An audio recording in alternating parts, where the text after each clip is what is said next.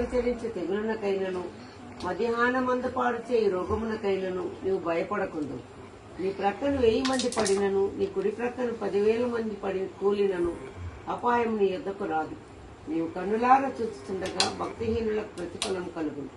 యెహోవా, నీవే నా ఆశ్రయమని నువ్వు మహోన్నతుడైన దేవుని నీకు నివాస స్థలంగా చేసుకుని ఉన్నావు. నీకు అపాయం ఏమీ రాదు, ఏ తెగులును నీ గుడారమును సమీపించు.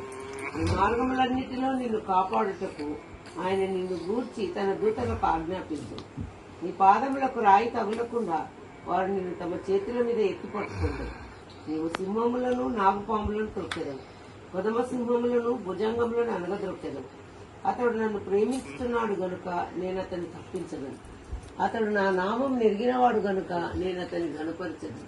అతడు నాకు మొరపెట్టగా నేను అతనికి ఉత్తరం ఇచ్చను. శ్రమలో నేను అతనికి తోడై ఉండేదను.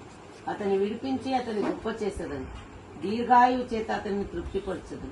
నా రక్షణ అతనికి చూపించదు.